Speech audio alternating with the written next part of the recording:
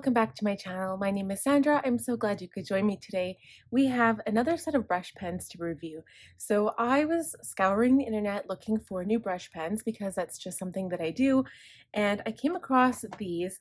They are called DOMS, D-O-M-S brush pens. They are actually from India, and there was two different kinds, the DOMS and the Camlins, and we'll be waiting on Camlins to come in the mail still. So I just wanted to point out that it says 14 shades on the box. The Amazon description did say 15 markers, and it said that you would get a gold and a silver. So unfortunately, there is no silver in the pack, and it's not like you would have like the gold and silver metallic. It doesn't show up like that. It just looks like a yellow ochre, but they do include a black. So it says brilliant colors, made in India, and you do get free 5 sheets of Canson Montvel watercolor paper. So we can go ahead and try to blend with these markers because I think that's what they're used for. And it's funny because in this picture right here, it shows like this looks like an actual brush pen tip, but these are a fiber tip. So a brush pen kind of similar to the Tombos, but they are not similar at all. And actually, I don't think I own any brush pen like this at all. So we're gonna go ahead and do a swatch. I'm going to show you what the colors look like, and then we'll talk a bit more about the pens. It's usually what we do on my channel. So here's the Canson watercolor paper. And yeah, I don't think I've ever had Canson before. I usually use Strathmore, but it's 300G per meter squared, 140 pound. And it's just this cute little square watercolor paper. And it is cold pressed. So let's get into the swatches for these brush markers.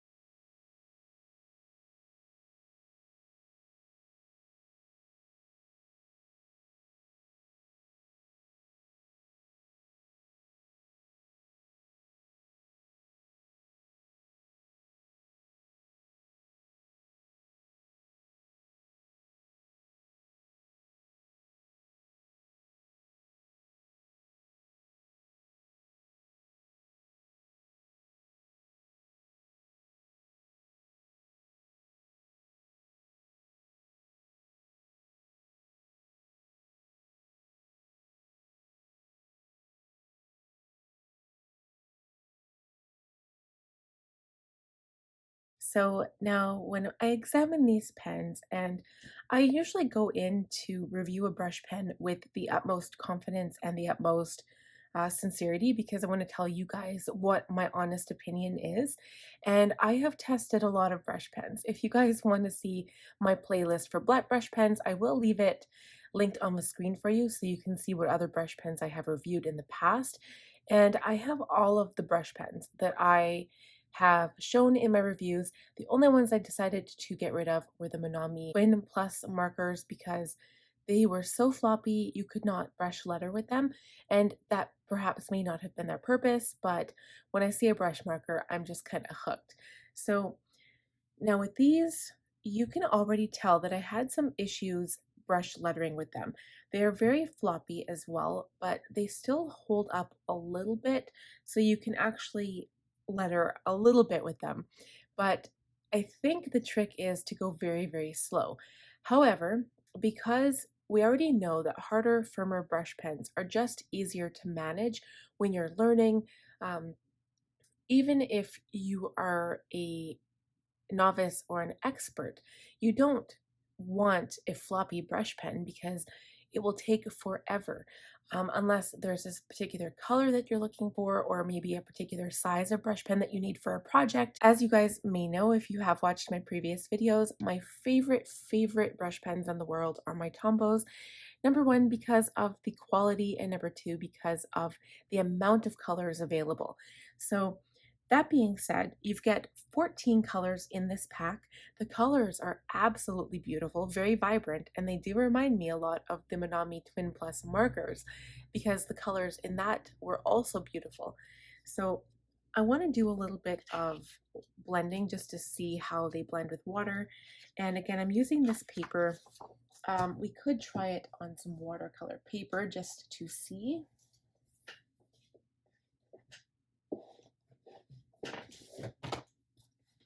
So we'll try this paper and we'll use my Artist Loft watercolor paper as well. And I just want to see how well it blends. So first of all, we'll just add some color to the paper itself. Take my water brush.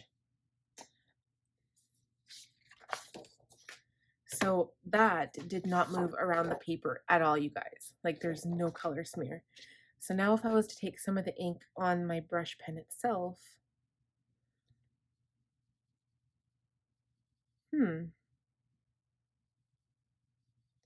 very interesting.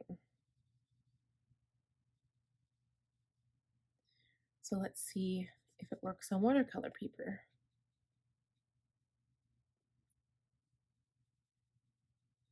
So it still doesn't really blend, and that was potentially color from the water brush still from before. So yeah, it doesn't really look like they're going anywhere. Let's try a different color and see.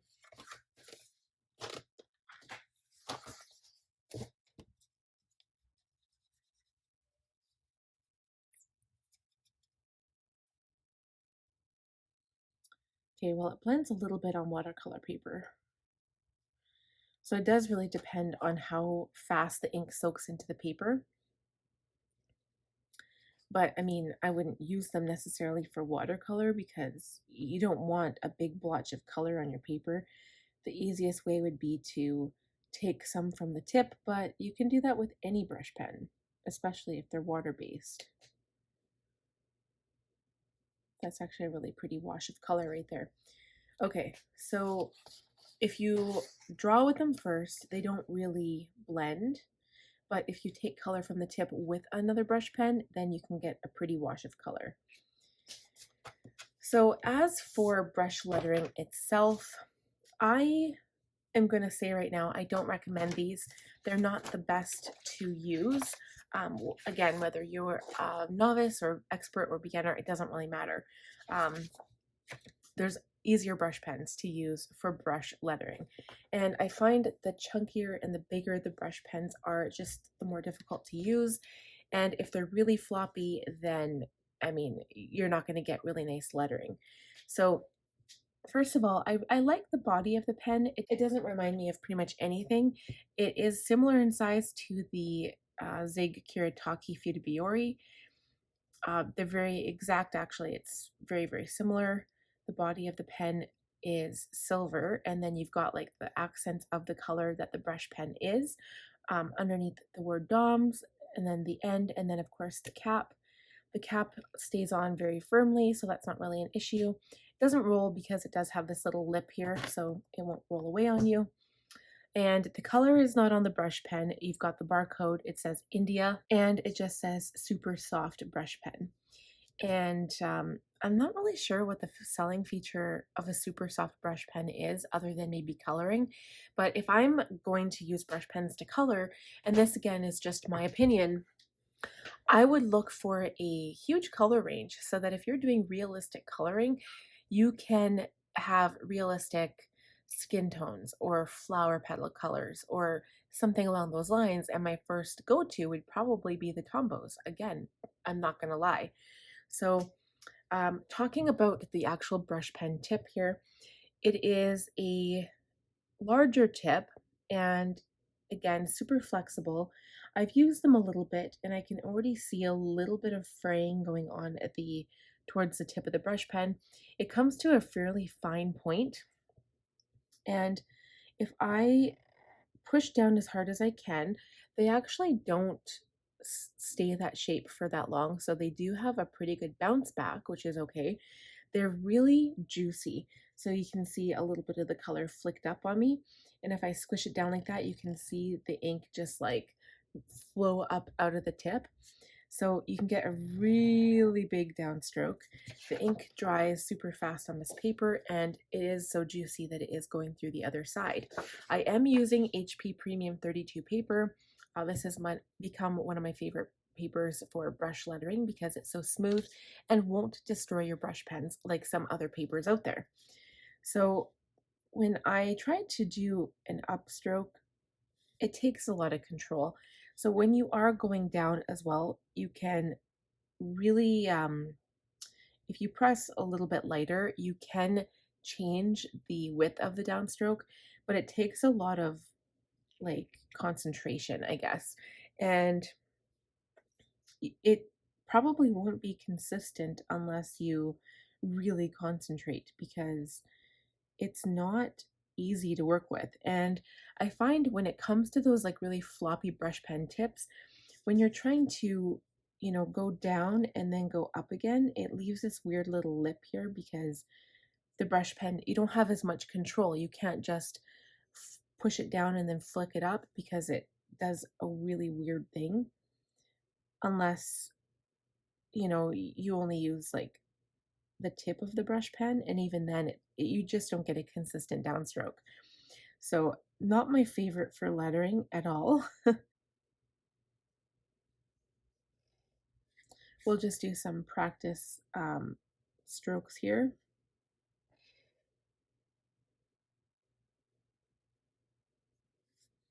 And I find that my hand is a little bit shaky when I go up, and the upstroke doesn't look nice and smooth.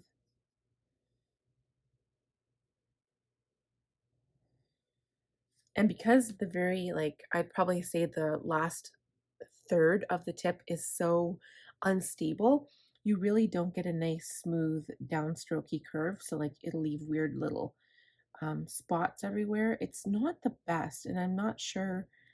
Um, when I was looking for reviews, the only reviews I saw were from India, and there was a lot of positive things to say about the colors, which, don't get me wrong, the colors are just beautiful, and they have like every color that I personally like. You've got your aqua color, you've got your different blues, and you've got pink and then a fuchsia. And it's just, I think the description for Amazon is incorrect because it says you get a gold and a silver, you get 15 brush pens, when in fact you only get 14, and the gold is not metallic, it's just like a yellow ochre. So it might be a little bit more realistic to say ochre instead of gold, but I mean, the shade itself is gold without being metallic, I guess.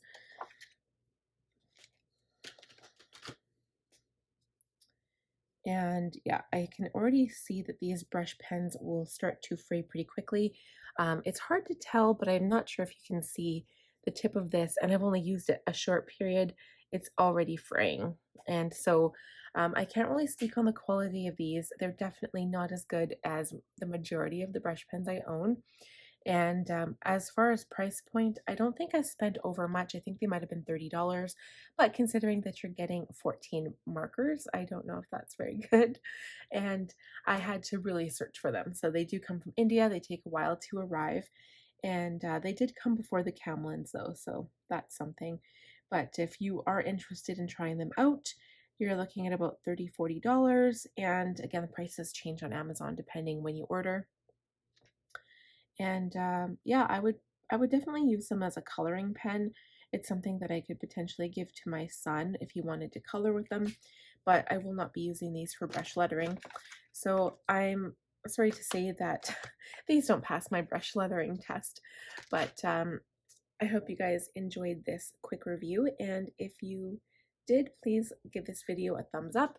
If you're new here, I would love if you would consider subscribing, and last but not least, click that bell button to be notified every time I upload a new video, and we'll see you guys in the next one. Bye now.